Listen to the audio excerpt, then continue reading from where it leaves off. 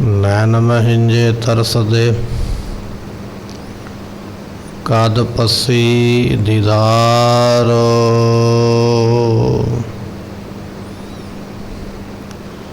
दरमांदे ठांडे दरबार तुझ बिन सुरत करे को मेरी। दर्शन दीजै खूल किवारो।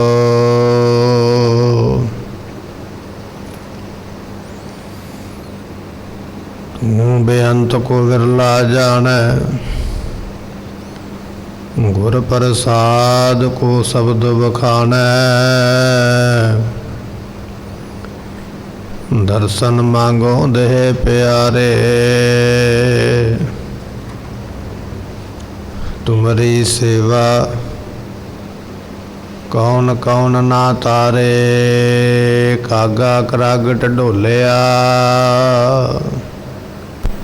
सगला खाया मास। ए दोए नैना मत छूहो फिर देखन की आस। ए दोए नैना मत छूहो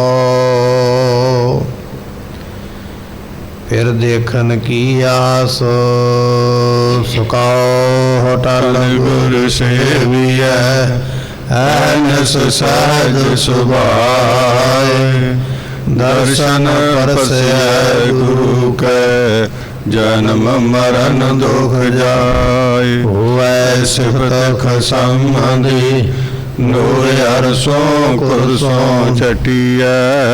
डिठे सच्चे पातशाह मल जन्म जन्म दी कटिया। डिठे सच्चे पातशाह मल जन्म जन्म दी कटिया। सतनाम श्री वाहिगुरु साहिब जीओ। राग सोरठ महला पंजवा। दह दिस छतर मेघ घटा घट दामन चमक डरायो। सेज अकेली नींद नौ नैन फिर परदेस सिधायो। हुन नहीं संदेसरो मायो। एक केसरो सिद्ध करत लाल तब चतर पातरो आयो। दैदिस शतर मेघ घटा घट दामन चमक डरायो। वाहिगुरु जी का खालसा वाहिगुरु जी की फतेह। दीन दुनिया दे मालक शब्दा अवतार 10 पातशाहियां दे आत्मिक स्वरूप साहिब सतगुरु श्री गुरु ग्रंथ साहिब जियां दी पवित्र पावन हजूरी दा आनंद मान रही गुरु की संगत। आप संगतां वड्डियां भागां वाले वड्डियां भागां नूं प्राप्त होए हो जो अमृत वेले सतगुरां दे दरबार विच बैठ करके सतगुरां दी गुरबाणी दे कीर्तन नितनेम रोजाना दे वांग आप संगतां ने सरवण कीते।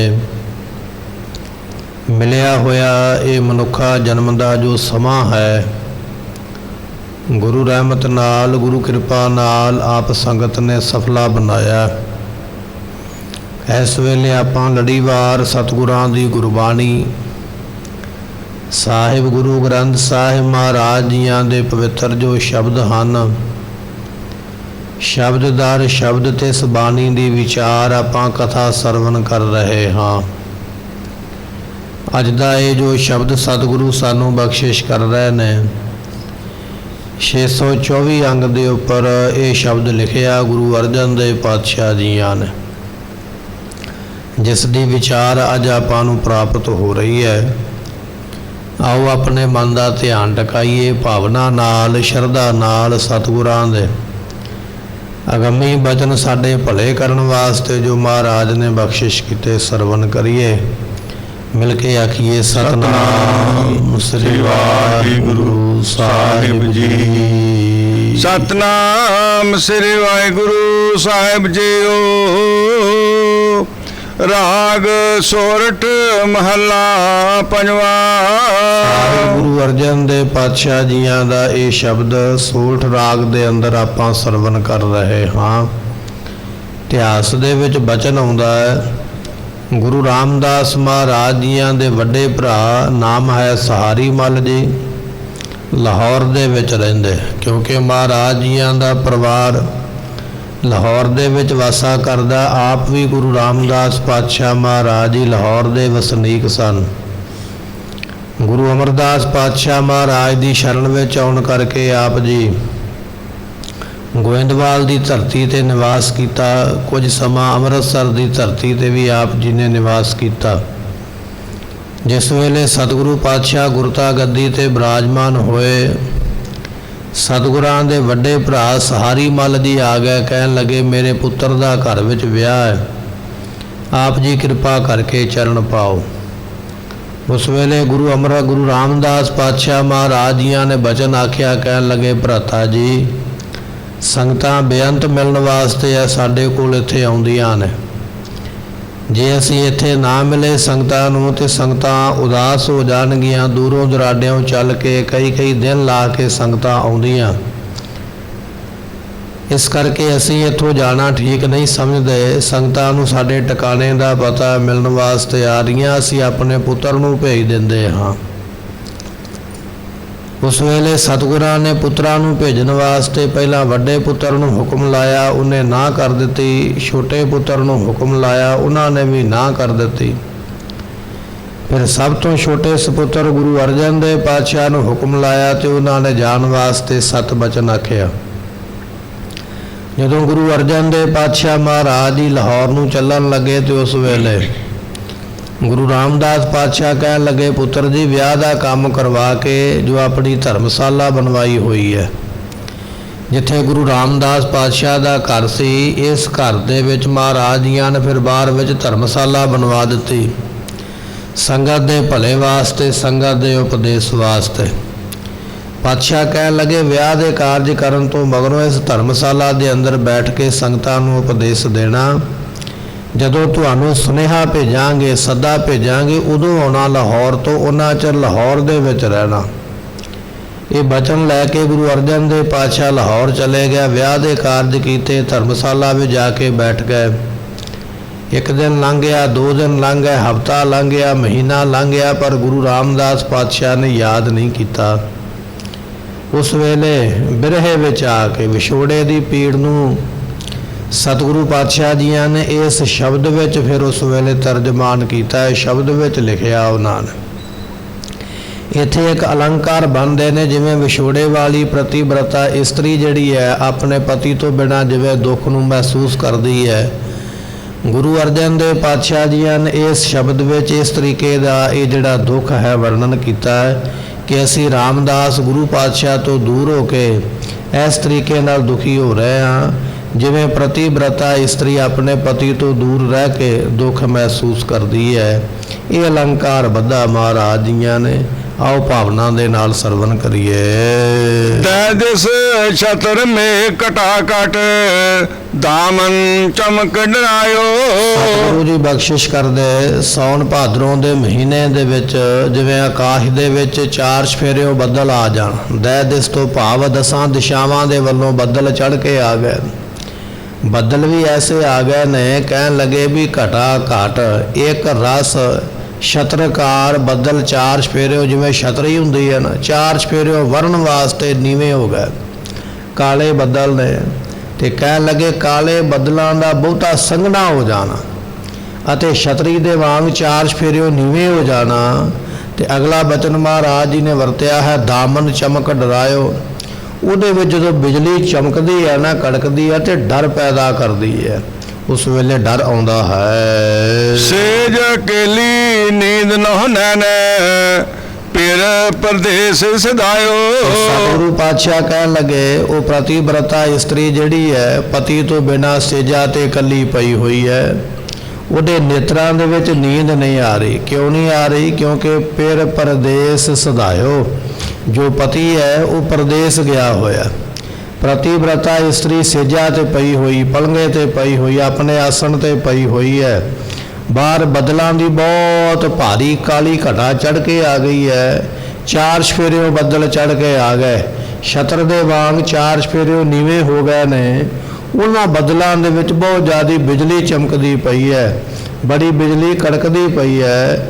ਕਹਿ ਲੱਗੀ ਪ੍ਰਤੀਬ੍ਰਤਾ ਜਿਹੜੀ ਇਸਤਰੀ ਹੈ ਆਪਣੇ ਪਤੀ ਤੋਂ ਬਿਨਾਂ ਸੇਜਾ ਤੇ ਇਕੱਲੀ ਪਈ ਹੋਈ ਇਸੇ ਤਰ੍ਹਾਂ ਦੁੱਖ ਨੂੰ ਮਹਿਸੂਸ ਕਰਦੀ ਹੈ, ਆਪਣੇ ਪਤੀ ਦੇ ਵਿਛੋੜੇ ਦਾ ਦੁੱਖ ਸਹਿੰਦੀ ਪਈ ਹੈ।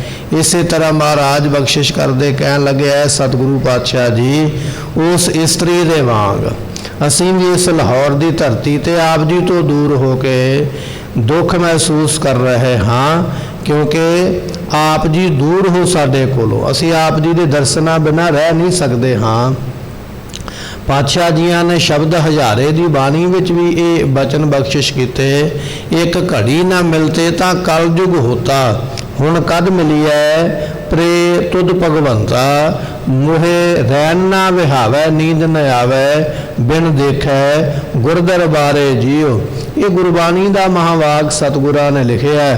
ਉੱਥੇ ਵੀ ਇਹ ਬਚਨ ਲਿਖੇ ਸਤਿਗੁਰੂ ਜੀ, ਇੱਕ ਘੜੀ ਤੁਹਾਡੇ ਨਾਲ ਮਿਲਾਪ ਨਾ ਹੋਵੇ ਤੇ ਸਾਡੇ ਵਾਸਤੇ ਤੇ ਕਲਯੁਗ ਵਾਪਰ ਜਾਂਦਾ ਹੈ। ਹੁਣ ਕਦ ਮਿਲੀ ਹੈ ਪ੍ਰੇ ਤੁਧ ਭਗਵੰਤਾ, ਇਹ ਪਰਮੇਸ਼ਰ ਸਰੂਪ ਸਤਿਗੁਰੂ ਰਾਮਦਾਸ ਪਾਤਸ਼ਾਹ ਆਪ ਜੀ ਕਦੋਂ ਮਿਲੋਗੇ, ਕਦੋਂ ਆਪ ਜੀ ਦੇ ਦਰਸ਼ਨ ਪ੍ਰਾਪਤ ਹੋਣਗੇ।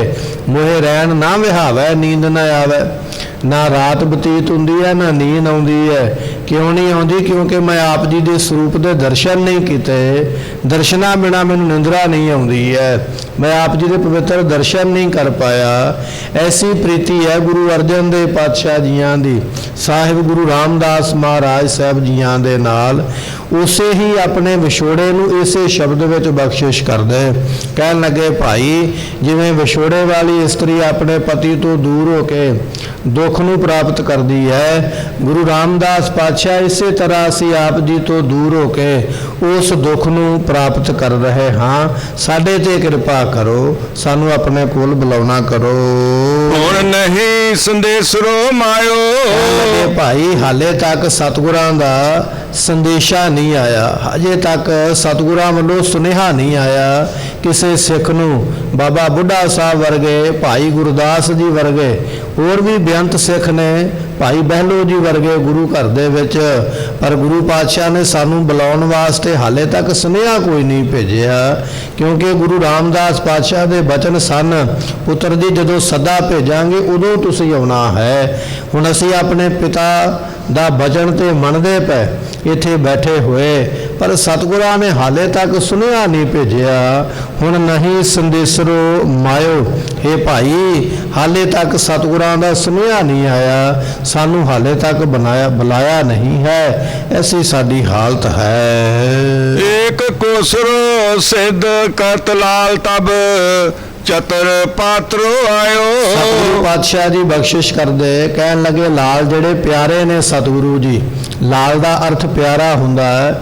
ਕਹਿਣ ਲੱਗੇ ਜਿਹੜੇ ਪਿਆਰੇ ਸਤਿਗੁਰੂ ਨੇ ਜਦੋਂ ਕਿਤੇ ਇੱਕ ਕੋਹ ਵੀ ਜਾਂਦੇ ਸਨ, ਜਿਵੇਂ ਅੱਜ ਆਪਾਂ ਕਹਿ ਦਿੰਦੇ ਕਿਲੋਮੀਟਰ ਜਾਣਾ ਹੈ, ਉਹਨਾਂ ਸਮਿਆਂ ਵਿੱਚ ਕੋਹ ਦੀ ਗਿਣਤੀ ਹੁੰਦੀ ਜਾਂ ਉਸ ਤੋਂ ਬਾਅਦ ਵਿੱਚ ਮੀਲ ਦੀ ਗਿਣਤੀ ਹੁੰਦੀ ਹੈ। ਕਹਿਣ ਲੱਗੇ ਸਤਿਗੁਰੂ ਜੇ ਕਿਤੇ ਇੱਕ ਕੋਹ ਵੀ ਜਾਂਦੇ ਨਾ ਤੇ ਉਸ ਵੇਲੇ ਇੰਨਾ ਦੂਰ ਜਾਣ ਤੋਂ ਮਗਰੋਂ ਚਤਰ ਪਾਤਰੋ ਆਇਓ, 4-4 ਪੱਤਰਕਾਵਾਂ ਆ ਜਾਂਦੀਆਂ, 4-4 ਸੁਨੇਹੇ ਆ ਜਾਂਦੇ ਮਹਾਰਾਜ ਜੀਆਂ ਦੇ, ਅਸੀਂ ਇਸ ਜਗ੍ਹਾ ਤੇ ਗਏ ਹੋਏ ਹਾਂ, ਸਾਨੂੰ ਇੰਨਾ ਸਮਾਂ ਲੱਗੇਗਾ। ਮਹਾਰਾਜ ਜੀ ਅੱਗੇ ਤੇ ਆਪ ਜੀ ਇੱਕ ਘੜੀ ਕਿਤੇ ਜਾਂਦੇ ਤੇ 4-4 ਸੁਨੇਹੇ ਸਾਨੂੰ ਭੇਜ ਦਿੰਦੇ, ਅਸੀਂ ਇਸ ਜਗ੍ਹਾ ਤੇ ਗਏ, ਸਾਨੂੰ ਇੰਨਾ ਸਮਾਂ ਲੱਗੇਗਾ। ਪਰ ਪਾਤਸ਼ਾਹ ਜੀ ਇਸ ਵੇਲੇ ਮੈਨੂੰ ਕਈ ਮਹੀਨੇ ਹੋ ਗਏ ਇਸ ਲਾਹੌਰ ਦੀ ਧਰਤੀ ਤੇ ਆਇਆ ਹੋਇਆ, 4 ਪੱਤਰਕਾ ਤੇ ਕੀ ਆਪ ਜੀ ਦੀ ਇੱਕ ਵੀ ਪੱਤਰਕਾ ਨਹੀਂ ਆਈ, ਇੱਕ ਵੀ ਚਿੱਠੀ ਨਹੀਂ ਆਈ ਹੈ। ਮਹਾਰਾਜ ਇਹੋ ਜਿਹਾ ਕੀ ਗੁਨਾਹ ਹੋ ਗਿਆ ਹੈ, ਕੀ ਗਲਤੀ ਹੋ ਗਈ ਹੈ ਜੋ ਆਪ ਜੀ ਨੇ ਮੈਨੂੰ ਵਿਸਾਰ ਦਿੱਤਾ ਹੈ। अगे ते आप जी एक को किते जांदे, थोड़ा लम्मा पैंडा किते बाहर अंदर जांदे, चार चार सुनेहे आप जी दे चिट्ठियां दे रूप विच मिल जांदे, जां सिख आप जी दे सुनेहे लिया के दे देंदे। सतगुरु दोपहर इत्थे टिकणगे, शाम नूं महाराज इधर नूं जाणगे, कई कई सुनेहे मिल जांदे। पर पातशाह जीओ मैनूं लाहौर भेजिया किन्ना समां आप जी नूं हो गया है, पर हाले तक एक भी चिट्ठी प्राप्त नहीं हुई है। ये की मेरे कोलों खता हुई है, की भुल हुई है? फिर बख्शिश करते हैं। एक कोसरो सिद्ध करत लाल तब चतर पात्रो आयो। बख्शिश कर दे। कहन लगे महाराज जदों आप जी एक को किते दूर जांदे सी ना सानू छड्ड के, ते उस वेले चतर पात्रो चार चार पैर साडे रोने विच निकल जांदे, विछोड़े विच महाराज कदों आउणगे, महाराज कदों आउणगे। चार चार घड़ियां साडे नेत्रां विच जल भरिया रहिंदा आप जी दे विछोड़े दा। इन्ना विछोड़ा साडे शरीर दे उपर आप जीआं दा ये दुखदाई है। आप जी थोड़ा समा किते दूर जांदे जां थोड़ा पैंडा किते दूर जांदे, ते चार चार पैर असीं अपने नेत्रां विच जल भर के वैराग करदे आप जी नूं उड़ीकदे रहिंदे। महाराज की गल आप जी नूं साडा प्यार चेते नहीं आउंदा है, जिवें सानू तुहाडी याद आ रही है, की गल तुहानूं साडी याद नहीं आउंदी है? ऐसा ये सतगुरु अर्जन देव पातशाह जी गुरु रामदास पातशाह नूं कल्ला अपने पिता नहीं जानदे, पिता दे नाल परमेश्वर भी जानदे ने। ऐसा प्रेम करदे जिवें एक भगत अपने इष्ट दे नाल प्रेम करदा है। सतगुरु जीओ आप जी थोड़ा समा भी किते दूर जांदे ते असीं उन्हां समा वैराग विच ही अपना समा बतीत कर दिंदे। आप जी ने हुण सानूं क्यों विसारिया होया है? क्यों बिसरै एहो लाल प्यारो सर्व गुणा सुखदायो। सिख ने सलाहकार जिहड़ा कोल बैठा होया उन्हें गुरु अर्जन देव पातशाह नूं आखिया, कहन लगे महाराज जी जे गुरु रामदास पातशाह ने तुहानूं भुला दिता, तुहानूं याद नहीं करदे पए, ते पातशाह जी फिर तुसीं भी भुला दिओ, तुसीं भी उन्हां वर्गे बन जाओ। आपां आम ही कह दिंदे ने जिंदगी विच जे फलाना इस तरह का तो मैं भी अगों इस तरह का हो जावांगा। किसी सिख ने आखिया, कहन लगे जे गुरु रामदास पातशाह तुहानूं याद नहीं करदे तो गुरु अर्जन देव पातशाह तुसीं भी भुल जाओ, क्यों इन्ना वैराग करदे पए हो? तो गुरु अर्जन देव पातशाह महाराज जी ने फिर जवाब दिता, कहन लगे भाई बचन ये है कि सर्व गुणा सुखदायो। गुरु रामदास पातशाह महाराज जी सारिया गुणा ते सारिया सुखां नूं देण वाले, क्यों बिसरै इह लाल प्यारो, मैं क्यों उन्हां नूं भुलावां जिन्हां नूं चेते कीते सारे सुख मिलदे ने। जे गुरु रामदास पातशाह ने सानू याद नहीं किया तो यदा मतलब ये नहीं कि मैं भी उन्होंने भुला के बैठ जावां। गुरु कोल तो मेरे वर्गे कई सिख होणगे, पर मेरे वर्गे सिख कोल गुरु रामदास पातशाह वर्गा गुरु कोई नहीं दूजा होना, तो मैं सतगुरां दी बराबरी क्यों करां कि मैनू उन्होंने याद नहीं किया तो मैं भी याद नहीं करांगा। ये बराबरी असी नहीं कर सकते, क्योंकि सतगुरु पातशाह हो सकता साडी परख करते होण। ये बचन भावना वाले गुरमुखो शरधा वाले असी इसे तरह अज करते हैं। कोई अरदास कर दईए ना गुरु चरणों के विच, कोई मंग लईए गुरु के कोलों, साडी वो मंग जां साडी वो वस्तु ना मिले, असी आखदे मैनू तो मिलिया ही कुछ नहीं है, मैं नहीं हुण गुरु कोल आवांगा, गुरु ने मैनू दिता की है। ये साडी हालत बन जाती, असी झट ही निराश हो जाते, नलैक बच्चे दे वांग दूर भज जाईदा, दौड़ जाईदा।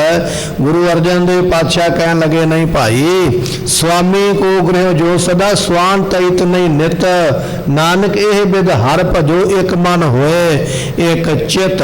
तेरे नालों तो कुत्ता चंगा कुकर चंगा है, मालक रोटी पावे भावें ना पावे पर वो डर नहीं छड्डदा है। ऐ इंसान तू तो उहदे नालों भी अपने आप नूं नीवें जीवन विच लै गया। मैनू ये दात नहीं मिली गुरु दे कोलों, ये पदार्थ नहीं मिलिया, अज तो बाद मैं गुरुद्वारे नहीं जावांगा। ਅੱਜ ਤੋਂ ਬਾਅਦ ਮੈਂ ਅੰਮ੍ਰਿਤ ਵੇਲੇ ਨਹੀਂ ਉਠਾਂਗਾ, ਅੱਜ ਤੋਂ ਬਾਅਦ ਮੈਂ ਨਿਤਨੇਮ ਨਹੀਂ ਕਰਾਂਗਾ, ਸਿਮਰਨ ਨਹੀਂ ਕਰਾਂਗਾ, ਸੇਵਾ ਨਹੀਂ ਕਰਾਂਗਾ। ਤੇਰੇ ਵਿੱਚ ਇਹ ਔਗਣ ਆ ਗਿਆ ਹੈ। ਤੂੰ ਗੁਰੂ ਦੀ ਬਰਾਬਰੀ ਕਰਨੀ ਚਾਹੁੰਦਾ ਹੈ ਵੀ ਜੇ ਗੁਰੂ ਮੈਨੂੰ ਕੁਝ ਦੇਵੇਗਾ ਤੇ ਤਾਂ ਹੀ ਮੈਂ ਗੁਰੂ ਨੂੰ ਆਪਣਾ ਸਮਾਂ ਦੇਵਾਂਗਾ, ਜੇ ਗੁਰੂ ਮੈਨੂੰ ਕੁਝ ਨਹੀਂ ਦੇਵੇਗਾ ਤੇ ਮੈਂ ਵੀ ਗੁਰੂ ਨੂੰ ਕੁਝ ਨਹੀਂ ਦੇਵਾਂਗਾ। ਇਹ ਮਨਮੁਖਤਾਈ ਵਾਲੇ ਬਚਨ ਨੇ।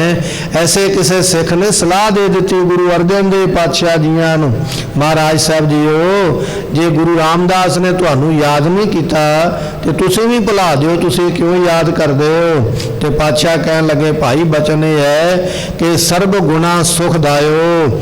ਗੁਰੂ ਪਾਤਸ਼ਾਹ ਤੇ ਸਾਰਿਆਂ ਗੁਣਾਂ ਦੇ ਖਜ਼ਾਨੇ ਨੇ, ਸੁਖ ਦੇਣ ਵਾਲੇ। ਜੇ ਉਹਨਾਂ ਨੇ ਯਾਦ ਨਹੀਂ ਕੀਤਾ ਤੇ ਤਾਂ ਕਿਆ ਹੋਇਆ? ਕਿਉਂ ਬਿਸਤਰਾ ਇਹੋ ਲਾਲ ਪਿਆਰੋ, ਇਹ ਪਿਆਰੇ ਸਤਿਗੁਰੂ ਮੇਰੇ ਮਨ ਤੋਂ ਕਿਵੇਂ ਭੁੱਲ ਜਾਣ? ਇਹ ਹੋ ਨਹੀਂ ਸਕਦਾ, ਅਸੀਂ ਉਹਨਾਂ ਨੂੰ ਕਦੇ ਭੁਲਾਵਾਂਗੇ ਨਹੀਂ। ਐਸੀਆਂ ਬੇਨਤੀਆਂ ਕਰਦੇ ਹਨ। ਮੰਦਰ ਚੜ ਕੇ ਪੰਥ ਨਿਹਾਰੋ। ਉਸ ਵੇਲੇ ਸਿੱਖਾਂ ਨੂੰ ਫਿਰ ਕਹਿਣ ਲੱਗੇ ਗੁਰੂ ਅਰਜਨ ਦੇਵ ਪਾਤਸ਼ਾਹ, ਕਹਿਣ ਲੱਗੇ ਅਸੀਂ ਚੁਬਾਰੇ ਤੇ ਚੜ ਕੇ ਨਾ ਵੇਖੀਏ, ਹੋ ਸਕਦਾ ਅੰਮ੍ਰਿਤਸਰ ਦੇ ਵੱਲੋਂ ਕੋਈ ਸਿੱਖ ਸਾਨੂੰ ਲੈਣ ਵਾਸਤੇ ਹੀ ਆਉਂਦਾ ਹੋਵੇ।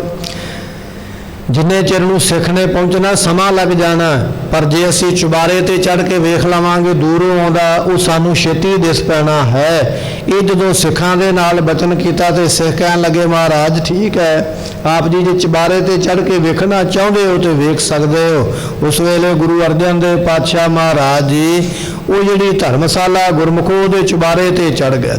ਚੁਬਾਰੇ ਤੇ ਚੜ ਕੇ ਆਖਣ ਲੱਗੇ ਮੰਦਰ ਚੜ ਕੇ ਪੰਥ ਨਿਹਾਰੋ। ਮੰਦਰ ਦੇ ਉੱਪਰ, ਕੋਠੇ ਦੀ ਛੱਤ ਦੇ ਉੱਪਰ ਚੜ ਕੇ, ਮਕਾਨ ਦੀ ਛੱਤ ਤੇ ਖੜੇ ਹੋ ਕੇ ਪੰਥ ਨਿਹਾਰੋ। ਪੰਥ ਵੇਖਿਆ, ਰਸਤਾ ਜਿਹੜਾ ਲਾਹੌਰ ਤੋਂ ਅੰਮ੍ਰਿਤਸਰ ਨੂੰ ਆਉਂਦਾ, ਪਰ ਵੇਖਿਆ ਉਸ ਰਸਤੇ ਦੇ ਉੱਪਰ ਕੋਈ ਨਹੀਂ ਆਉਂਦਾ ਪਿਆ। ਕਹਿਣ ਲੱਗੇ ਫਿਰ ਉਸ ਵੇਲੇ ਨੈਣ ਨੀਰ ਭਰ ਆਇਓ। ਹੋਰ ਜਲ ਭਰ ਆਇਆ ਵੈਰਾਗ ਦਾ, ਪ੍ਰੇਮ ਦਾ, ਕਿ ਮਹਾਰਾਜ ਸਾਹਿਬ ਜੀ ਹਾਲੇ ਤੇ ਸਿੱਖ ਕੋਈ ਆਉਂਦਾ ਰਸਤੇ ਵਿੱਚ ਦਿਸਦਾ ਹੀ ਨਹੀਂ ਪਿਆ ਹੈ। ਪਹਿਲਾਂ ਸਿੱਖ ਰਸਤੇ ਵਿੱਚ ਆਵੇਗਾ ਫਿਰ ਸਾਡੇ ਕੋਲ ਆਵੇਗਾ, ਪਰ ਹਾਲੇ ਤੇ ਸਿੱਖ ਕੋਈ ਰਸਤੇ ਵਿੱਚ ਤੱਕ ਨਹੀਂ ਆਇਆ, ਸਾਡੇ ਕੋਲ ਕਦੋਂ ਪਹੁੰਚੇਗਾ? ਇਹ ਗੱਲ ਸੋਚ ਕੇ ਕਹਿਣ ਲੱਗੇ ਵੀ ਉਸ ਵੇਲੇ ਨੇਤਰਾਂ ਦੇ ਵਿੱਚ ਪਾਣੀ ਭਰ ਗਿਆ, ਜਲ ਭਰ ਗਿਆ ਵੈਰਾਗ ਦਾ। ਐਸੀ ਹਾਲਤ ਹੋ ਗਈ ਹੈ, ਇਹ ਪ੍ਰੇਮ ਜਨਾਉਂਦੇ ਪਏ, ਪ੍ਰੇਮ ਵਿਖਾਉਂਦੇ ਪਏ ਮਹਾਰਾਜ ਸਾਹਿਬ ਜੀ ਗੁਰੂ ਅਰਜਨ ਦੇਵ ਪਾਤਸ਼ਾਹ ਜੀ। ਹੋ ਭੀਤ ਭਇਓ ਹੈ ਵਿਚੋ, ਸੁਨਤ ਦੇਸ ਨਿਕਟਾਇਓ। ਸਿੱਖਾਂ ਨੇ ਆਖਿਆ ਭਾਈ ਇਹ ਤੇ ਬੜੀ ਵੱਡੀ ਗਲਤੀ ਵਾਲੀ ਗੱਲ ਹੈ, ਗੁਰੂ ਰਾਮਦਾਸ ਪਾਤਸ਼ਾਹ ਨੇ ਕਿਉਂ ਭੁਲਾ ਦਿੱਤਾ ਹੈ? ਨਹੀਂ ਸੀ ਭੁਲਾਉਣਾ ਚਾਹੀਦਾ। ਉਸ ਵੇਲੇ ਗੁਰੂ ਅਰਜਨ ਦੇਵ ਪਾਤਸ਼ਾਹ ਕਹਿਣ ਲੱਗੇ ਨਹੀਂ ਭਾਈ, ਹਾਂ ਭੀਤ ਭਇਓ ਹੈ ਵਿਚੋ। ਕਹਿਣ ਲੱਗੇ ਹਾਂ ਮੇਰੇ ਵਿੱਚ, ਹਾਂ ਕਹੀਏ ਹੰਕਾਰ ਦੀ ਕੰਧ ਹੋ ਗਈ ਹੋਵੇਗੀ, ਮੇਰੇ ਵਿੱਚ ਤੇ ਗੁਰੂ ਦੇ ਵਿੱਚ ਹਉਮੈ ਦੀ ਕੰਧ ਹੋ ਗਈ ਹੈ, ਇਸ ਕਰਕੇ ਗੁਰੂ ਮੇਰੇ ਤੋਂ ਦੂਰ ਹੈ। ਇਹਦੇ ਵਿੱਚ ਗੁਰੂ ਦਾ ਕੋਈ ਕਸੂਰ ਗੁਨਾਹ ਨਹੀਂ ਹੈ, ਇਹ ਗੁਨਾਹ ਮੇਰੇ ਵਿੱਚ ਹੀ ਹੈ। ਹੋ ਸਕਦਾ ਮੇਰੇ ਵਿੱਚ ਹੰਕਾਰ ਆ ਗਿਆ ਹੋਵੇ ਕਿ ਮੈਂ ਗੁਰੂ ਪਾਤਸ਼ਾਹ ਦਾ ਪੁੱਤਰ ਹਾਂ। ਹੋ ਸਕਦਾ ਮੇਰੇ ਮਨ ਵਿੱਚ ਇਹ ਗੱਲ ਆ ਗਈ ਹੋਵੇ ਕਿ ਮੇਰੇ ਦੋ ਵੱਡੇ ਭਰਾਵਾਂ ਨੇ ਬਚਨ ਨਹੀਂ ਮੰਨਿਆ ਪਿਤਾ ਦਾ, ਇੱਕ ਮੈਂ ਇਹੋ ਜਿਹਾ ਪੁੱਤਰ ਹਾਂ ਜਿਹੜਾ ਬਚਨ ਮੰਨ ਕੇ ਲਾਹੌਰ ਨੂੰ ਆ ਗਿਆ। ਹੋ ਸਕਦਾ ਮੇਰੇ ਵਿੱਚ ਇਸ ਗੱਲ ਦੀ ਹਉਮੈ ਆ ਗਈ ਹੋਵੇ। ਹਾਂ ਭੀਤ ਭਇਓ ਹੈ ਵਿਚੋ, ਭੀਤ ਨਾਮ ਗੁਰਮੁਖੋ ਕੰਧ ਦਾ ਹੈ।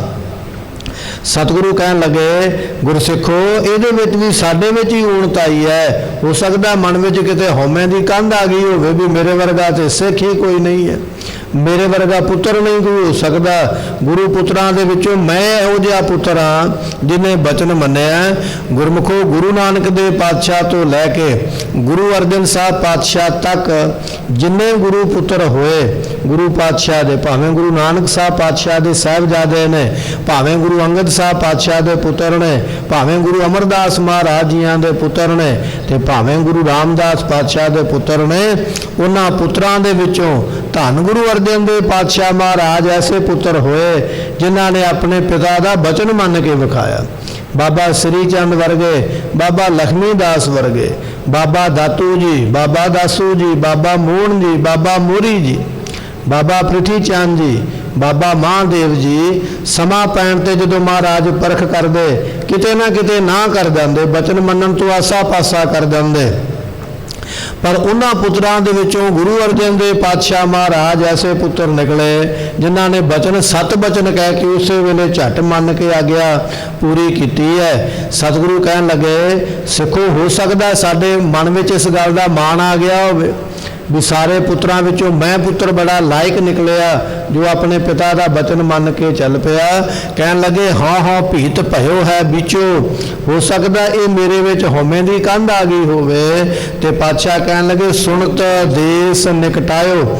ਸੋ ਉਸ ਵੇਲੇ ਇਹ ਸੁਣਿਆ ਤੇ ਜ਼ਰੂਰ ਹੈ ਵੀ ਉਹ ਦੇਸ ਧਨ ਸੋ ਦੇਸ ਜਹਾਂ ਤੂੰ ਵਸਿਆ, ਜਿਸ ਦੇਸ਼ ਵਿੱਚ ਸਾਹਿਬ ਗੁਰੂ ਰਾਮਦਾਸ ਪਾਤਸ਼ਾਹ ਰਹਿੰਦੇ ਉਹ ਦੇਸ਼ ਹੈ ਅੰਮ੍ਰਿਤਸਰ ਦੀ ਧਰਤੀ। ਕਹਿਣ ਲੱਗੇ, ਸੁਣਿਆ ਤੇ ਨੇੜੇ ਹੀ ਹੈ ਵੀ ਲਾਹੌਰ ਤੋਂ ਨੇੜੇ ਹੀ ਹੈ ਅੰਮ੍ਰਿਤਸਰ, ਪਰ ਹੋ ਸਕਦਾ ਇਹ ਸਾਡੇ ਮਨ ਵਿੱਚ ਮਾਣ ਆਉਣ ਕਰਕੇ ਗੁਰੂ ਪਾਤਸ਼ਾਹ ਮੇਰੇ ਤੋਂ ਦੂਰ ਹੋ ਗਏ ਹੋਣ, ਐਸੀ ਹਾਲਤ ਤਾਂ ਬਣੀ ਹੈ। ਪੰਬੀਰੀ ਕੇ ਪਾਦ ਪਰਦੋ ਬਿਨ ਪੇਖੇ ਦੂਰ ਆਇਓ। ਗੁਰੂ ਪਾਤਸ਼ਾਹ ਮਹਾਰਾਜ ਕਹਿਣ ਲੱਗੇ, ਇਹ ਜਿਹੜਾ ਪਰਦਾ ਹੈ ਨਾ ਬਿਲਕੁਲ ਨਾ ਮਾਤਰ ਹੋਵੇ। ਪੰਬੀਰੀ ਜਿਹੜੀ ਹੈ ਨਾ ਉਹਦੇ ਜਿਹੜੇ ਖੰਭ ਹੁੰਦੇ ਨੇ ਬਿਲਕੁਲ ਚਿੱਟੇ ਤੇ ਸਾਫ਼, ਇੰਨਾ ਵੀ ਪਰਦਾ ਰਹਿ ਜਾਵੇ ਤੇ ਪ੍ਰਾਪਤੀ ਵਿੱਚ ਮੁਸ਼ਕਲ ਆ ਜਾਂਦੀ ਹੈ। ਜਿਵੇਂ ਆਪਾਂ ਪਿਆਜ਼ ਛਿਲਦੇ ਆ ਨਾ ਤੇ ਪਿਆਜ਼ ਦੇ ਉੱਪਰ ਇੱਕ ਬੜਾ ਬਰੀਕ ਪਤਲਾ ਜਿਹਾ ਇੱਕ ਉਹਦੇ ਉੱਪਰ ਪਰਦਾ ਹੁੰਦਾ। ਕਹਿਣ ਲੱਗੇ ਇੰਨਾ ਪਰਦਾ ਵੀ ਗੁਰਮੁਖੋਂ ਰਹਿ ਜਾਵੇ ਤੇ ਪ੍ਰਾਪਤੀ ਵਿੱਚ ਉਸ ਵੇਲੇ ਅੜਚਨ ਪੈ ਜਾਂਦੀ ਹੈ। ਪਾਤਸ਼ਾਹ ਕਹਿਣ ਲੱਗੇ, ਇਹ ਮਾਨ ਤੇ ਭਾਈ ਭੰਬੀਰੀ ਦੇ ਖੰਭ ਵਰਗਾ ਵੀ ਨਹੀਂ ਹੋਣਾ ਚਾਹੀਦਾ, ਬਿਲਕੁਲ ਉਹ ਪਤਲਾ ਹੁੰਦਾ ਭੰਬੀਰੀ ਦਾ ਖੰਭ। ਕਹਿਣ ਲੱਗੇ, ਇੰਨਾ ਮਾਨ ਵੀ ਨਹੀਂ ਹੋਣਾ ਚਾਹੀਦਾ, ਨਹੀਂ ਤੇ ਪ੍ਰਾਪਤੀ ਨਹੀਂ ਹੈ। ਵਿਦਵਾਨ ਕਹਿੰਦੇ ਨੇ ਪਾਰਸ ਜਿਹੜਾ ਲੋਹੇ ਨੂੰ ਸੋਨਾ ਕਰ ਦਿੰਦਾ, ਪਰ ਜੇ ਪਾਰਸ ਵਿੱਚ ਤੇ ਲੋਹੇ ਦੇ ਵਿੱਚ ਉਹ ਭੰਬੀਰੀ ਦਾ ਖੰਭ ਰੱਖ ਦਈਏ ਨਾ ਬੜਾ ਪਤਲਾ, ਤੇ ਕਹਿਣ ਲੱਗੇ ਪਾਰਸ ਲੋਹੇ ਨੂੰ ਸੋਨਾ ਨਹੀਂ ਕਰ ਪਾਉਂਦਾ। ਪਾਰਸ ਵਿੱਚ ਇਹ ਗੁਣ ਜ਼ਰੂਰ ਹੈ ਕਿ ਲੋਹੇ ਨੂੰ ਸੋਨਾ ਕਰਨਾ, ਪਰ ਪੂਰਾ ਟੱਚ ਹੋਵੇਗਾ ਤਾਂ ਕਰੇਗਾ। ਜੇ ਵਿੱਚ ਉਹ ਭੰਬੀਰੀ ਦਾ ਖੰਭ ਕਿਤੇ ਲਿਆ ਕੇ ਰੱਖ ਦਿੱਤਾ ਦੋਨਾਂ ਦੇ ਵਿੱਚ, ਤੇ ਪਾਰਸ ਕਦੇ ਲੋਹੇ ਨੂੰ ਸੋਨਾ ਨਹੀਂ ਕਰ ਪਾਉਂਦਾ। ਹੈ ਬੜਾ ਬਰੀਕ ਹੈ ਬੜਾ ਪਤਲਾ ਹੈ, ਪਰ ਇੰਨਾ ਵੀ ਪਰਦਾ ਰਹਿ ਜਾਵੇ ਤੇ ਪ੍ਰਾਪਤੀ ਨਹੀਂ ਹੁੰਦੀ ਹੈ। ਸਤਿਗੁਰੂ ਪਾਤਸ਼ਾਹ ਕਹਿਣ ਲੱਗੇ, ਪਾਪੀਰੀ ਕੇ ਪਾਤ ਪਰਦੋ, ਇਹ ਜਿਹੜਾ ਭੰਬੀਰੀ ਦਾ ਪਰਦਾ ਹੈ, ਖੰਭ ਦਾ ਪਰਦਾ, ਭੰਬੀਰੀ ਦੇ ਖੰਭ ਦਾ ਪਰਦਾ ਰਹਿ ਜਾਵੇ ਤੇ ਪ੍ਰਾਪਤੀ ਨਹੀਂ ਹੈ। ਬਿਨ ਪੇਖੈ ਦੂਰ ਆਇਓ, ਗੁਰੂ ਹੈ ਤੇ ਨੇੜੇ ਹੀ ਭਾਈ, ਦੂਰ ਕੋਈ ਨਹੀਂ ਹੈ, ਪਰ ਇੰਨਾ ਵੀ ਪਰਦਾ ਰਹਿ ਜਾਵੇ ਤੇ ਉਹ ਨੇੜੇ ਵਾਲੀ ਚੀਜ਼ ਵੀ ਦੂਰ ਹੋ ਜਾਂਦੀ ਹੈ। ਮੰਨ ਲਓ ਜਿਵੇਂ ਸਿਆਣੇ ਕਹਿੰਦੇ ਨੇ, ਕੰਧ ਓਲੇ ਪਰਦੇਸ ਹੈ, ਭਾਵੇਂ ਕਿ ਕੰਧ ਦੇ ਨਾਲ ਹੀ ਦੂਜਾ ਬੰਦਾ ਖਲੋਤਾ ਹੋਇਆ, ਪਰ ਕੰਧ ਦਾ ਓਲਾ ਹੋਣ ਕਰਕੇ ਉਹ ਪਰਦੇਸ ਹੀ ਹੈ, ਉਹ ਨੇੜੇ ਦਿਸਦਾ ਨਹੀਂ ਪਿਆ। ਸਤਿਗੁਰੂ ਪਾਤਸ਼ਾਹ ਕਹਿਣ ਲੱਗੇ, ਭਾਈ ਗੁਰਮੁਖੋ ਬਚਨ ਇਹ ਹੈ, ਪਰਮਾਤਮਾ ਹੈ ਤੇ ਗੁਰ ਮੇਰੇ ਸੰਗ ਸਦਾ ਹੈ ਨਾਲੇ ਵਾਲਾ ਬਚਨ ਹੈ, ਸਦਾ ਅੰਗ ਸੰਗੇ ਵਾਲਾ ਬਚਨ ਹੈ। ਪਰ ਜੇ ਥੋੜਾ ਜਿਹਾ ਵੀ ਕਿਤੇ ਪਰਦਾ ਮਾਨਦਾ ਰਹਿ ਜਾਵੇ ਨਾ ਤੇ ਫਿਰ ਗੁਰੂ ਇਸ ਤਰ੍ਹਾਂ ਹੋ ਜਾਂਦਾ ਹੈ ਜਿਵੇਂ ਕੰਧ ਓਲੇ ਪਰਦੇਸ, ਪਰਮਾਤਮਾ ਇਸ ਤਰ੍ਹਾਂ ਹੋ ਜਾਂਦਾ ਕੰਧ ਓਲੇ ਪਰਦੇਸ ਵਾਲੀ ਗੱਲ ਪ੍ਰਾਪਤੀ ਨਹੀਂ ਹੁੰਦੀ ਹੈ। ਫਿਰ ਉੱਥੇ ਕਈ ਤਰ੍ਹਾਂ ਦੀਆਂ ਰੁਕਾਵਟਾਂ ਖੜੀਆਂ ਹੋ ਜਾਂਦੀਆਂ। ਗੁਰੂ ਕਿਹਾ, ਸਿੱਖਾ ਇੰਨਾ ਵੀ ਮਾਨ ਤੇਰੇ ਮਨ ਵਿੱਚ ਨਹੀਂ ਰਹਿਣਾ ਚਾਹੀਦਾ, ਇੰਨੀ ਵੀ ਹਉਮੈ ਨਹੀਂ ਰਹਿਣੀ ਚਾਹੀਦੀ, ਇੰਨਾ ਵੀ ਹੰਕਾਰ ਨਹੀਂ ਰਹਿਣਾ ਚਾਹੀਦਾ ਕਿ ਤੂੰ ਗੁਰੂ ਤੋਂ ਦੂਰ ਹੋ ਜਾਵੇਂ। ਕਿੰਨਾ ਕੁ ਹੰਕਾਰ, ਭੰਬੀਰੀ ਦੇ ਖੰਭ ਜਿੰਨਾ ਬਿਲਕੁਲ ਪਤਲਾ ਖੰਭ ਹੈ, ਪਿਆਜ਼ ਦੇ ਉੱਪਰ ਛਿਲਕਾ ਬਿਲਕੁਲ ਪਤਲਾ ਚਿੱਟੇ ਰੰਗ ਦਾ, ਇੰਨਾ ਵੀ ਜੇ ਰਹਿ ਗਿਆ ਤੇ ਪ੍ਰਾਪਤੀ ਤਾਂ ਵੀ ਨਹੀਂ ਹੋਣੀ ਹੈ। ਇਹ ਦੂਰ ਕਰਨਾ ਪਵੇਗਾ। ਜਿਵੇਂ ਭਾਈ ਸਾਹਿਬ ਭਾਈ ਗੁਰਦਾਸ ਜੀਆਂ ਨੇ ਜਦੋਂ ਵਾਰ ਲਿਖੀ ਨਾ ਤੇ ਉਹਨਾਂ ਨੇ ਬਚਨ ਲਿਖਿਆ, ਕਹਿਣ ਲੱਗੇ ਸਿੱਖ ਪੂਰਾ ਹੋਣਾ ਚਾਹੀਦਾ, ਸ਼ਰਧਾ ਵਾਲਾ, ਭਾਵਨਾ ਵਾਲਾ, ਤੇ ਪਰਮਾਤਮਾ ਦੀ ਪ੍ਰਾਪਤੀ ਹੋ ਜਾਂਦੀ ਹੈ, ਗੁਰੂ ਦੀ ਪ੍ਰਾਪਤੀ ਹੋ ਜਾਂਦੀ। ਜਦੋਂ ਇਹ ਵਾਰ ਗੁਰੂ ਹਰਗੋਬਿੰਦ ਪਾਤਸ਼ਾਹ ਮਹਾਰਾਜ ਜੀਆਂ ਨੇ ਸੁਣੀ ਤੇ ਪਾਤਸ਼ਾਹ ਜੀ ਜਾਣ ਗਏ ਕਿ ਸਿੱਖ ਦੇ ਮਨ ਵਿੱਚ ਥੋੜਾ ਜਿਹਾ ਸੂਖਮ ਜਿਹਾ ਮਾਤਰ ਮਾਨ ਆ ਗਿਆ ਹੈ ਵੀ ਸਿੱਖ ਪੂਰਾ ਹੋਣਾ ਚਾਹੀਦਾ। ਸਤਿਗੁਰੂ ਜੀ ਇਸ ਮਾਨ ਨੂੰ ਤੋੜਨਾ ਚਾਹੁੰਦੇ, ਮਹਾਰਾਜ ਜੀਆਂ ਨੇ ਜਾਣ ਬੁੱਝ ਕੇ ਭਾਈ ਗੁਰਦਾਸ ਜੀਆਂ ਨੂੰ ਘੋੜੇ ਲੈਣ ਵਾਸਤੇ ਦੂਰ ਕਿਤੇ ਭੇਜ ਦਿੱਤਾ, ਕੁਝ ਮਾਇਆ ਵੀ ਨਾਲ ਥੈਲੇ ਭਰ ਕੇ ਦੇ ਦਿੱਤੇ। ਹੁਣ ਸਤਿਗੁਰੂ ਪਰਖ ਕਰਨੀ ਚਾਹੁੰਦੇ। ਜਦੋਂ ਘੋੜਿਆਂ ਦਾ ਸੌਦਾ ਹੋ ਗਿਆ, ਮਾਇਆ ਦਾ ਸੌਦਾ ਬਣ ਗਿਆ, ਮੁੱਲ ਤੈਅ ਹੋ ਗਿਆ, ਉਸ ਵੇਲੇ ਭਾਈ ਗੁਰਦਾਸ ਜੀ ਆਪਣੇ ਤੰਬੂ ਵਿੱਚ ਆਏ ਨਾ ਮਾਇਆ ਲੈਣ ਵਾਸਤੇ, ਤੇ ਕਹਿਣ ਲੱਗੇ ਉਹ ਮਾਇਆ ਦੇ ਥੈਲੇ ਸਾਰੇ ਸੁਆਹ ਦੇ ਬਣ ਗਏ। ਮਨ ਡਰ ਗਿਆ ਉਸ ਵੇਲੇ, ਇਹ ਕੀ ਹੋਇਆ ਹੈ? ਪਹਿਲਾਂ ਬਚਨ ਲਿਖਿਆ ਸੀ ਸਿੱਖ ਦੀ ਸ਼ਰਧਾ ਹੋਣੀ ਚਾਹੀਦੀ, ਭਾਵਨਾ ਹੋਣੀ ਚਾਹੀਦੀ ਹੈ ਤੇ ਸਾਰਾ ਕੁਝ ਪ੍ਰਾਪਤ ਹੋ ਜਾਂਦਾ ਹੈ। ਪਰ ਅੱਜ ਹੁਣ ਮਾਇਆ ਦੇ ਥੈਲੇ ਸਵਾਹ ਬਣ ਗਏ ਤੇ ਡਰ ਗਏ। ਹੁਣ ਜਾ ਕੇ ਉਹਨਾਂ ਬੰਦਿਆਂ ਦੇ ਮੈਂ ਕਿਵੇਂ ਸਨਮੁਖ ਹੋਵਾਂਗਾ ਜਿਨ੍ਹਾਂ ਨਾਲ ਮੈਂ ਸੌਦੇ ਦੀ ਗੱਲ ਤੈਅ ਕਰ ਆਇਆ, ਉਹਨਾਂ ਨੂੰ ਹੁਣ ਆਪਣਾ ਕਿਵੇਂ ਮੂੰਹ ਵਿਖਾਵਾਂਗਾ। ਹੁਣ ਇੱਥੇ ਸ਼ਰਧਾ ਵਜਨ ਜੇ ਚੇਤੇ ਰਹਿ ਜਾਂਦਾ ਵੀ ਕੋਈ ਨਹੀਂ, ਇਹ ਗੁਰੂ ਨੇ ਮਾਇਆ ਦਿੱਤੀ, ਸਵਾਹ ਨਹੀਂ ਹੋ ਸਕਦੀ, ਇਹ ਮੇਰੇ ਮਨ ਦਾ ਹੀ ਭੁਲੇਖਾ ਹੈ। ਜੇ ਤੇ ਭਾਵਨਾ ਰੱਖ ਜਾਂਦੇ ਤੇ ਬੇੜਾ ਪਾਰ ਹੋ ਜਾਂਦਾ, ਪਰ ਨਹੀਂ, ਉਹ ਹੰਕਾਰ ਮਹਾਰਾਜ ਜੀਆਂ ਨੇ ਤੋੜਨਾ। ਸਿੱਖ ਭਾਵੇਂ ਕਿੰਨਾ ਵੀ ਪੂਰਾ ਹੋਵੇ, ਪਰ ਜਿੰਨਾ ਚਿਰ ਗੁਰੂ ਨਾ ਨਾ ਬਖਸ਼ਿਸ਼ ਕਰੇ ਉਹਨਾਂ ਚਿਰ ਪ੍ਰਾਪਤੀ ਤੋਂ ਅਧੂਰਾ ਰਹਿ ਜਾਂਦਾ ਹੈ। ਮੈਂ ਪੂਰਾ ਹਾਂ, ਇਸ ਗੱਲ ਦਾ ਮਾਣ ਆ ਜਾਂਦਾ ਹੈ। ਭਾਈ ਗੁਰਦਾਸ ਜੀ ਤੰਬੂ ਪਾੜ ਕੇ ਤੇ ਦੌੜ ਗਏ ਅਤੇ ਬਾਕੀ ਸਿੱਖਾਂ ਨੇ ਤੰਬੂ ਵਿੱਚ ਆ ਕੇ ਵੇਖਿਆ ਮਾਇਆ ਉਸੇ ਤਰ੍ਹਾਂ ਹੀ ਥੈਲਿਆਂ ਵਿੱਚ ਭਰੀ ਹੋਈ। ਘੋੜੇ ਖਰੀਦੇ, ਮਹਾਰਾਜ ਦੇ ਕੋਲ ਲਿਆਂਦੇ। ਭਾਈ ਗੁਰਦਾਸ ਜੀ ਕੁਝ ਸਮੇਂ ਬਾਅਦ ਵੀ ਆ ਗਏ ਮਹਾਰਾਜ ਜੀਆਂ ਦੇ ਕੋਲ। ਉਸ ਵੇਲੇ ਪਾਤਸ਼ਾਹ ਨੇ ਪੁੱਛ ਲਿਆ, ਕਹਿਣ ਲੱਗੇ ਗੁਰਦਾਸ ਜੀ ਕਿਉਂ ਭੱਜੇ ਸੀ ਤੰਬੂ ਵਿੱਚੋਂ? ਫਿਰ ਸਮਝ ਆ ਗਈ ਇਹ ਤੇ ਮਹਾਰਾਜ ਨੇ ਪਰਖ ਪਾਈ ਮੇਰੇ ਉੱਪਰ ਔਰ ਮੈਂ ਪਰਖ ਵਿੱਚ ਕਾਮਯਾਬ ਨਹੀਂ ਹੋਇਆ। ਫਿਰ ਚਰਨਾਂ ਤੇ ਢਹਿ ਕੇ ਮਾਫੀ ਮੰਗ ਕੇ ਉਸ ਵੇਲੇ ਫਿਰ ਬਚਨਾਂ ਨੂੰ ਬਦਲਿਆ। ਕਹਿਣ ਲੱਗੇ ਸਿੱਖ ਭਾਵੇਂ ਪੂਰਾ ਵੀ ਹੋਵੇ, ਪਰ ਜਿੰਨਾ ਚਿਰ ਗੁਰੂ ਨਾ ਬਖਸ਼ਿਸ਼ ਕਰੇ, ਕਿਰਪਾ ਕਰੇ, ਰਹਿਮ ਕਰੇ, ਉਹਨਾਂ ਚਿਰ ਪ੍ਰਾਪਤੀ ਨਹੀਂ ਹੈ। ਸਿੱਖ ਪੂਰਾ ਹੈ ਜਾਂ ਮੈਂ ਪੂਰਾ ਹਾਂ, ਇਹ ਵੀ ਇੱਕ ਮਾਣ ਵਾਲੀ ਗੱਲ ਹੈ। ਮੈਂ ਦਾਸ ਹਾਂ, ਮੈਂ ਸੇਵਕ ਹਾਂ, ਇਹ ਵੀ ਮਾਣ ਵਾਲੀ ਗੱਲ ਆ ਜਾਂਦੀ ਹੈ। ਮਹਾਰਾਜ ਕਹਿੰਦੇ ਇੰਨਾ ਵੀ ਮਾਣ ਨਹੀਂ ਰਹਿਣਾ ਚਾਹੀਦਾ ਤੇਰੇ ਮਨ ਦੇ ਵਿੱਚ, ਜੇ ਤੇ ਪ੍ਰਾਪਤੀ ਕਠਨ ਹੋ ਜਾਵੇਗੀ। ਸਤਿਗੁਰੂ ਜੀ ਇਹ ਜੋ ਸ਼ਬਦ ਹੈ ਫਿਰ ਆਪਾਂ ਨੂੰ ਸ਼ੁਰੂ ਤੋਂ ਬਖਸ਼ਿਸ਼ ਕਰਦੇ ਨੇ, ਹੋਰ ਵੀ ਇਹਦੇ ਵਿੱਚੋਂ ਦਾਤਾਂ ਫਰਮਾਉਂਦੇ ਹਨ। ਦੈ ਦਿਸ ਛਤਰ ਮੇ ਘਟਾ ਘਟ ਦਾਮਨ ਚਮਕ ਡਰਾਇਓ। ਪਾਤਸ਼ਾਹ ਕਹਿਣ ਲੱਗੇ 10 ਦਿਸ਼ਾ ਕਿਹੜੀਆਂ ਨੇ? ਜਿਹੜੇ 10 ਸਾਡੇ ਇੰਦਰੇ ਨੇ, 5 ਕਰਮ ਇੰਦਰੇ, 5 ਗਿਆਨ ਇੰਦਰੇ, ਇਹ ਸਾਡੇ 10 ਇੰਦਰੇ ਨੇ। ਕਰਮ ਇੰਦਰੇ ਉਹ ਨੇ ਜਿਨ੍ਹਾਂ ਨਾਲ ਅਸੀਂ ਕਰਮ ਕਰਦੇ ਹਾਂ। ਗਿਆਨ ਇੰਦਰੇ ਉਹ ਨੇ ਜਿਹੜੇ ਸਾਨੂੰ ਗਿਆਨ ਦਿੰਦੇ ਨੇ। ਜਿਵੇਂ ਸਾਡੀ ਜ਼ੁਬਾਨ ਹੈ, ਇਹਦੇ ਤੇ ਅਸੀਂ ਪਦਾਰਥ ਰੱਖਾਂਗੇ, ਸਾਨੂੰ ਦੱਸੇਗੀ ਵੀ ਪਦਾਰਥ ਮਿੱਠਾ ਹੈ ਕਿ ਕੌੜਾ ਹੈ, ਖੱਟਾ ਹੈ ਕਿ ਸਵਾਦ ਹੈ। ਇਹ ਹੈ ਗਿਆਨ ਇੰਦਰਾ। ਜਿਵੇਂ ਸਾਡੀਆਂ ਨਾਸਾਂ ਨੇ, ਨੱਕ ਹੈ, ਇਹਦੇ ਨੇੜੇ ਫੁੱਲ ਕਰਾਂਗੇ ਤੇ ਨੱਕ ਦੱਸ ਦੇਵੇਗਾ ਵੀ ਇਹ ਨੱਕ ਜਿਹੜਾ ਹੈ ਇਹ ਫੁੱਲ ਜਿਹੜਾ ਸੁਗੰਧੀ ਦਿੰਦਾ ਹੈ ਕਿ ਕੀ ਦਿੰਦਾ ਹੈ। ਜਿਵੇਂ ਸਾਡੀ ਚਮੜੀ ਹੈ, ਚਮੜੀ ਉੱਪਰ ਕੋਈ ਚੀਜ਼ ਰੱਖਾਂਗੇ ਤੇ ਚਮੜੀ ਦੱਸੇਗੀ ਵੀ ਇਹ ਚੀਜ਼ ਠੰਡੀ ਹੈ ਔਰ ਇਹ ਤੱਤੀ ਹੈ। ਇਹ ਸਾਡੇ ਸਰੀਰ ਦਾ ਚੰਮ ਵੀ ਸਾਨੂੰ ਗਿਆਨ ਦਿੰਦਾ ਹੈ। ਇਸ ਤਰ੍ਹਾਂ ਜਿਨ੍ਹਾਂ ਤੋਂ ਗਿਆਨ ਮਿਲੇ ਉਹਨਾਂ ਨੂੰ ਗਿਆਨ ਇੰਦਰੀ ਆਖਿਆ ਜਾਂਦਾ। ਤੇ ਜਿਨ੍ਹਾਂ ਨਾਲ ਅਸੀਂ ਕਰਮ ਕਰਦੇ ਹਾਂ, ਜਿਵੇਂ ਹੱਥਾਂ ਨਾਲ ਕੰਮ ਕਰਦੇ ਹਾਂ, ਪੈਰਾਂ ਨਾਲ ਚੱਲ ਕੇ ਜਾਂਦੇ ਹਾਂ, ਕੰਨਾਂ ਨਾਲ ਸੁਣਦੇ ਹਾਂ, ਜ਼ੁਬਾਨ ਨਾਲ ਬੋਲਦੇ ਹਾਂ, ਇਹ ਕਰਮ ਇੰਦਰੇ ਬਣ ਜਾਂਦੇ।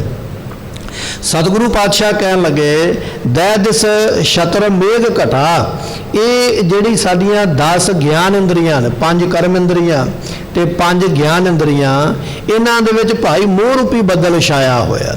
ਇਹ ਅਸੀਂ ਮੋਹ ਦੇ ਮਾਰੇ ਹੋਏ ਕੰਨਾਂ ਦੇ ਨਾਲ ਆਪਣਾ ਜਿਹਦੇ ਨਾਲ ਮੋਹ ਹੈ ਨਾ ਉਹਦੀਆਂ ਗੱਲਾਂ ਬੜੀਆਂ ਸੁਣਾਂਗੇ, ਮੂੰਹ ਦੇ ਨਾਲ ਉਹਦੇ ਨਾਲ ਗੱਲਾਂ ਕਰਾਂਗੇ, ਹੱਥਾਂ ਨਾਲ ਉਹਦਾ ਕੰਮ ਕਰਕੇ ਆਵਾਂਗੇ, ਪੈਰਾਂ ਨਾਲ ਉਹਦੇ ਕੋਲ ਚੱਲ ਕੇ ਜਾਵਾਂਗੇ।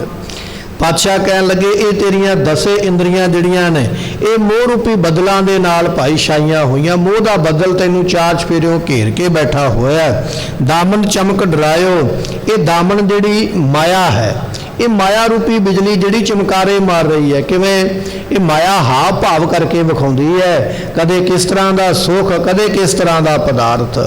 ਇਹ ਭਾਈ ਬਿਜਲੀ ਕੀ ਹੈ? ਮਾਇਆ, ਹਾਵ ਭਾਵ ਕਰਨ ਵਾਲੀ, ਡਰਾਉਣ ਵਾਲੀ, ਤੈਨੂੰ ਗੁਰੂ ਨਾਲੋਂ ਤੋੜ ਕੇ ਆਪਣੇ ਵਾਲੇ ਪਾਸੇ ਲੈ ਜਾਂਦੀ ਹੈ। ਥੋੜਾ ਜਿਹਾ ਚਿਰ ਬੰਦਗੀ ਕੀਤੀ, ਨਾਮ ਜਪਿਆ, ਸਿਮਰਨ ਕੀਤਾ, ਮਹਾਰਾਜ ਨੇ ਇਹੋ ਜਿਹਾ ਉਸ ਵੇਲੇ ਪਦਾਰਥ ਸੁੱਟ ਦਿੱਤਾ ਤੇਰੀ ਝੋਲੀ ਵਿੱਚ। ਮਾਇਆ ਨੇ ਆ ਕੇ ਉਸੇ ਵੇਲੇ ਸਭ ਕੁਝ ਭੁੱਲ ਗਿਆ, ਉਸ ਮਾਇਆ ਦੇ ਪਦਾਰਥ ਵਿੱਚ ਹੀ ਡੁੱਬ ਗਿਆ, ਰਹਿ ਗਿਆ ਵਿੱਚ ਹੀ, ਪਾਰ ਨਹੀਂ ਹੋ ਸਕਿਆ।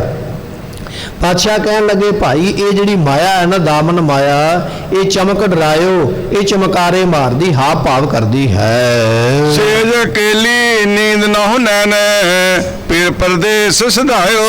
ਪਾਤਸ਼ਾਹ ਕਹਿਣ ਲੱਗੇ ਸੇਜ ਸ਼ਰਧਾ ਰੂਪੀ ਜਿਹੜੀ ਸੇਜਾ, ਸ਼ਰਧਾ ਹੋਣੀ ਚਾਹੀਦੀ ਨਾ ਸਿੱਖ ਦੇ ਮਨ ਵਿੱਚ। ਇਹ ਸ਼ਰਧਾ ਰੂਪੀ ਸੇਜਾ ਦੇ ਉੱਪਰ ਇਹ ਜੀਵ ਰੂਪ ਇਸਤਰੀ ਜਿਹੜੀ ਇਕੱਲੀ ਪਈ ਹੋਈ ਹੈ। ਨੀਂਦ ਨਹਿ ਨੈਣ, ਪਾਤਸ਼ਾਹ ਕਹਿਣ ਲੱਗੇ ਇਹਦੇ ਜਿਹੜੇ ਨੇਤਰ ਨੇ ਇਹਨਾਂ ਬੁੱਧੀ ਰੂਪੀ ਨੇਤਰਾਂ ਦੇ ਵਿੱਚ ਗੁਰਮੁਖੋ ਸ਼ਾਂਤੀ ਰੂਪੀ ਨੀਂਦ ਨਹੀਂ ਹੈ। ਸਾਡੀ ਬੁੱਧੀ ਦੇ ਵਿੱਚ ਹਰ ਵੇਲੇ ਭਾਜੋ ਫੜ ਲਓ ਦੌੜ ਜਾਓ ਇਹ ਗੱਲ ਬਣੀ ਰਹਿੰਦੀ ਹੈ। ਬੁੱਧੀ ਵਿੱਚ ਸ਼ਾਂਤੀ ਆਉਂਦੀ ਨਹੀਂ ਹੈ, ਭਰੋਸਾ ਆਉਂਦਾ ਹੀ ਨਹੀਂ ਹੈ ਕਿ ਜੋ ਤੁਧ ਭਾਵੈ ਸਾਈ ਭਲੀ ਕਾਰ। ਇਹ ਨਹੀਂ ਗੱਲ ਸਾਡੇ ਮਨ ਵਿੱਚ ਆਈ। ਹਰ ਵੇਲੇ ਦੌੜ ਭੱਜ। ਪਾਤਸ਼ਾਹ ਕਹਿਣ ਲੱਗੇ ਇਹ ਬੁੱਧੀ ਦੇ ਵਿੱਚ ਸ਼ਾਂਤੀ ਦੀ ਨੀਂਦ ਨਹੀਂ ਆ ਰਹੀ। ਤੇ ਇਸੇ ਤਰ੍ਹਾਂ ਇਹ ਸੇਜਾ ਜਿਹੜੀ ਹੈ, ਇਹ ਕੱਲੀ ਕਿਹੜੀ ਸੇਜਾ ਹੈ? ਅੰਤःਕਰਨ ਰੂਪੀ ਸੇਜਾ ਵਿੱਚ ਇਹ ਜੀਵ ਰੂਪੀ ਇਸਤਰੀ ਤੜਫਦੀ ਪਈ ਹੈ ਭਾਈ, ਕਿਉਂਕਿ ਬੁੱਧੀ ਦੇ ਵਿੱਚ ਸ਼ਾਂਤੀ ਨਹੀਂ ਹੈ। ਹੁਣ ਨਹੀਂ ਸੰਦੇਸਰੋ ਮਾਇਓ। ਕਹਿਣ ਲੱਗੇ ਭਾਈ ਇਸ ਕਰਕੇ ਉਹ ਜਿਹੜਾ ਪਿਆਰਾ ਪਰਮਾਤਮਾ ਹੈ ਉਹਦਾ ਸੰਦੇਸਰਾ ਕਹੀਏ ਸੁਨੇਹਾ ਗੁਰੂ ਦੇ ਰੂਪ ਦੇ ਵਿੱਚ, ਜਿਵੇਂ ਆਪਾਂ ਮੁੱਖ ਵਾਕ ਲੈਂਦੇ ਆ, ਗੁਰੂ ਦਾ ਉਪਦੇਸ਼ ਸੁਣਦੇ ਆ, ਗੁਰੂ ਦਾ ਉਪਦੇਸ਼ ਸੁਣ ਰੂਪੀ ਸੁਨੇਹਾ ਨਹੀਂ ਮਿਲਿਆ। ਜਾਂ ਜਿਹੜੇ ਵੇਦ ਸ਼ਾਸਤਰ ਨੇ, ਧਾਰਮਿਕ ਗ੍ਰੰਥ ਨੇ, ਉਹਨਾਂ ਦੇ ਵਾਕਾਂ ਨੂੰ ਪੜ੍ਹ ਕੇ ਗਿਆਨ ਲੈਣਾ, ਇਹ ਧਾਰਮਿਕ ਗ੍ਰੰਥਾਂ ਦੇ ਵਾਕਾਂ ਰੂਪੀ ਵੀ ਸੰਦੇਸ਼ਾ ਜਿਹੜਾ ਨਹੀਂ ਮਿਲਿਆ ਹੈ। ਏਕ ਕੋਸਰੋ ਸਿੱਧ ਕਰਤ ਲਾਲ ਤਬ ਚਤਰ ਪਾਤਰੋ ਆਇਓ। ਸਤਿਗੁਰੂ ਪਾਤਸ਼ਾਹ ਦੇ ਅੱਗੇ ਬੇਨਤੀ ਕਰ, ਮਹਾਰਾਜ ਇਹ ਅੰਨਮੈ ਕੋਸ਼, ਗਿਆਨਮੈ ਕੋਸ਼, ਮਨੋਮੈ ਕੋਸ਼ ਇਤਿਆਦਿਕ ਇਹ ਜਿਹੜੇ ਵਿਦਾਂਤ ਵਾਲੇ ਗ੍ਰੰਥ ਨੇ ਉਹਨਾਂ ਵਿੱਚ ਇਹ ਬਚਨ ਲਿਖੇ ਹੋਏ। ਇੱਕ ਕੋਸ਼ ਨੂੰ ਤੈਅ ਕਰਦੇ ਆ ਵੀ ਅੰਨਮੈ ਕੋਸ਼ ਨੂੰ ਤੈਅ ਕਰ ਲਈਏ, ਫਤਿਹ ਕਰ ਲਈਏ, ਰੱਬ ਨੂੰ ਮਿਲ ਜਾਵਾਂਗੇ। ਇੱਕ ਕੋਸ਼ ਨੂੰ ਫਤਿਹ ਕਰੀਦਾ, ਇੱਕ ਮੰਜ਼ਿਲ ਨੂੰ ਸਰ ਕਰੀਦਾ, ਜਿੱਤੀਦਾ, ਅੱਗੇ ਗਿਆਨਮੈ ਕੋਸ਼ ਆ ਜਾਂਦਾ, ਮਨੋਮੈ ਕੋਸ਼ ਆ ਜਾਂਦਾ। ਇਹ ਅੱਗੇ ਹੋਰ ਦੀ ਹੋਰ ਕੋਸ਼, ਹੋਰ ਦੀ ਹੋਰ ਕੰਧਾਂ, ਹੋਰ ਦੀ ਹੋਰ ਰੁਕਾਵਟਾਂ ਆ ਜਾਂਦੀਆਂ। ਇਸ ਕਰਕੇ ਪ੍ਰਮਾਤਮਾ ਤੱਕ ਪਹੁੰਚਿਆ ਨਹੀਂ। ਰਹਾਉ ਕਿਉਂ ਬਿਸਰੇ ਹੋ ਲਾਲ ਪਿਆਰੋ ਸਰਬ ਗੁਣਾ ਸੁਖਦਾਇਓ। ਸਤਿਗੁਰੂ ਬਖਸ਼ਿਸ਼ ਕਰਦੇ ਭਾਈ, ਲਾਲ ਜਿਹੜਾ ਪਿਆਰਾ ਪ੍ਰਮਾਤਮਾ ਕਿਉਂ ਵਿਸਰ ਜਾਵੇ। ਕਿਸੇ ਨੇ ਆਖਿਆ ਜੇ ਰੱਬ ਨਹੀਂ ਯਾਦ ਕਰਦਾ ਰੱਬ ਨੂੰ ਭੁਲਾ ਦਿਓ, ਅਸੀਂ ਤੇ ਕਰਦੇ ਹਾਂ ਰੱਬ ਨੂੰ ਯਾਦ। ਮਹਾਰਾਜ ਕਹਿਣ ਲੱਗੇ ਨਹੀਂ ਭਾਈ, ਉਹ ਪਿਆਰਾ ਲਾਲ ਪ੍ਰਮਾਤਮਾ ਕਿਉਂ ਭੁੱਲੇ? ਕਿਉਂਕਿ ਉਹ ਤੇ ਸੁਖ ਦਿੰਦਾ ਹੈ। ਮੈਂ ਰੱਬ ਨੂੰ ਯਾਦ ਨਹੀਂ ਕਰਾਂਗਾ, ਰੱਬ ਨੂੰ ਕੋਈ ਫਰਕ ਨਹੀਂ ਪੈਣਾ। ਪਰ ਰੱਬ ਨੇ ਜੇ ਮੈਨੂੰ ਭੁਲਾ ਦਿੱਤਾ ਤੇ ਸਭ ਕੁਝ ਹੀ ਰਹਿ ਜਾਣਾ ਹੈ। ਜੇ ਸਭ ਮਿਲ ਕੇ ਆਖਣ ਪਾਹੇ ਵੱਡਾ ਨਾ ਹੋਵੇ, ਘਾਟ ਨਾ ਜਾਏ। ਸੋ ਰੱਬ ਨੂੰ ਫਰਕ ਕੋਈ ਨਹੀਂ, ਪਰਮਾਤਮਾ ਨੂੰ ਕੋਈ ਫਰਕ ਨਹੀਂ, ਪਰ ਮੈਨੂੰ ਫਰਕ ਹੈ, ਕਿਉਂ ਭੁਲਾਉਣਾ ਕਰੀਏ। ਮੰਦਰ ਚੜ ਕੇ ਪੰਥ ਨਿਹਾਰੋ ਨੈਣ ਨੀਰ ਭਰ ਆਇਓ। ਪਾਤਸ਼ਾਹ ਬਖਸ਼ਿਸ਼ ਕਰਦੇ, ਕਹਿਣ ਲੱਗੇ ਭਾਈ ਸੋ ਜਿਹੜਾ ਰਸਤਾ ਹੈ ਨਾ ਗਿਆਨ ਦਾ, ਉਸ ਨੂੰ ਵੇਖਣ ਵਾਸਤੇ, ਗਿਆਨ ਦੇ ਰਸਤੇ ਨੂੰ ਪ੍ਰਾਪਤ ਕਰਨ ਵਾਸਤੇ ਪ੍ਰੇਮ ਰੂਪੀ ਮੰਦਰ ਤੇ ਚੜ ਕੇ, ਤੇਰੇ ਮਨ ਵਿੱਚ ਪ੍ਰੇਮ ਹੋਣਾ ਚਾਹੀਦਾ ਹੈ। ਜਦੋਂ ਗਿਆਨ ਦੇ ਰਸਤੇ ਨੂੰ ਵੇਖੇਗਾ ਪ੍ਰਾਪਤੀ ਤਾਂ ਹੋਣੀ ਹੈ। ਪਰ ਜਿਸ ਵੇਲੇ ਗਿਆਨ ਦੇ ਰਸਤੇ ਨੂੰ ਪ੍ਰਾਪਤ ਕਰਨ ਵਾਸਤੇ ਗਿਆਨ ਪ੍ਰਾਪਤ ਕੀਤਾ, ਕੋਈ ਕਮੀ ਰਹਿ ਗਈ, ਨੈਣ ਹੈ ਨੀਰ ਭਰ ਆਇਓ। ਬੁੱਧੀ ਰੂਪੀ ਨੇਤਰਾਂ ਦੇ ਵਿੱਚ ਕਹਿਣ ਲੱਗੇ ਵੈਰਾਗ ਰੂਪੀ ਜਲ ਭਰ ਆਉਂਦਾ, ਐਸੀ ਹਾਲਤ ਬਣ ਜਾਂਦੀ ਹੈ। ਆਹੋ ਭੀਤ ਭਇਓ ਹੈ ਵਿੱਚੋ ਸੁਣਤ ਦੇਸ਼ ਨਿਕਟਾਇਓ। ਪਰਮਾਤਮਾ ਹੈ ਤੇ ਨੇੜੇ ਹੀ। ਕਿੱਥੇ ਨੇੜੇ ਹੈ? ਸਾਡੇ ਅੰਦਰ ਵਸਿਆ ਹੋਇਆ, ਸਾਡੇ ਅੰਤःਕਰਨ ਦੇ ਵਿੱਚ ਹੀ ਹੈ ਪਰਮਾਤਮਾ, ਕੋਈ ਬਾਹਰ ਨਹੀਂ ਬੈਠਾ ਹੋਇਆ। ਸਾਨੂੰ ਪ੍ਰਾਪਤੀ ਤਾਂ ਨਹੀਂ ਹੈ। ਹਾਂ ਭੀਤ ਭਇਓ ਹੈ ਵਿੱਚੋਂ, ਸਾਡੇ ਮਨ ਵਿੱਚ ਹੰਕਾਰ ਦੀ ਕੰਧ ਆ ਗਈ ਹੈ। ਮਾਨ ਮੇਰੇ ਵਰਗਾ ਸੋਹਣਾ ਨਹੀਂ, ਮੇਰੇ ਵਰਗਾ ਪੜ੍ਹਿਆ ਨਹੀਂ, ਮੇਰੇ ਵਰਗਾ ਖਾਨਦਾਨ ਨਹੀਂ, ਮੇਰੇ ਵਰਗੀ ਕਿਸੇ ਕੋਲ ਪ੍ਰਾਪਤੀ ਨਹੀਂ ਹੈ। ਇਹ ਮਾਨ ਆਉਣ ਕਰਕੇ ਰੱਬ ਹੈ ਅੰਦਰ ਹੀ ਹੈ, ਅੰਤःਕਰਨ ਵਿੱਚ ਬੈਠਾ ਹੋਇਆ, ਪਰ ਤਾਂ ਪ੍ਰਾਪਤ ਨਹੀਂ ਹੈ। ਗੰਭੀਰੀ ਕੇ ਪਾਤ ਪਰਦੋ ਬਿਨ ਪੇਕੇ ਦੂਰ ਆਇਓ। ਪਾਤਸ਼ਾਹ ਕਹਿਣ ਲੱਗੇ ਜਿਵੇਂ ਮਹਿੰਦੀ ਨੂੰ ਪੀਸਣ ਲੱਗਿਆ, ਜੇ ਕਿਤੇ ਪੀਸਦਿਆਂ ਵਿੱਚ ਮਹਿੰਦੀ ਦਾ ਪਤਾ ਰਹਿ ਜਾਵੇ ਨਾ, ਤੇ ਕਹਿਣ ਲੱਗੇ ਉਹ ਪਤਾ ਰਹਿਣ ਦੇ ਬਾਵਜੂਦ ਉਹ ਮਹਿੰਦੀ ਦਾ ਰੰਗ ਉੱਥੋਂ ਨਹੀਂ ਚੜਿਆ ਜਿੱਥੇ ਪਤਾ ਕਿਤੇ ਰਹਿ ਗਿਆ। ਕਹਿਣ ਲੱਗੇ ਭਾਈ ਇਸੇ ਤਰ੍ਹਾਂ ਪਰਮਾਤਮਾ ਹੈ ਤੇ ਤੇਰੇ ਬਿਲਕੁਲ ਨੇੜੇ, ਪਰ ਤੇਰੇ ਵਿੱਚ ਨਿੱਕੀ ਮੋਟੀ ਕਮੀ ਰਹਿ ਗਈ। ਜਿਵੇਂ ਮਹਿੰਦੀ ਨੂੰ ਪੀਸਦਿਆਂ ਕਿਤੇ ਵਿੱਚ ਪਤਾ ਰਹਿ ਗਿਆ, ਇਸੇ ਤਰ੍ਹਾਂ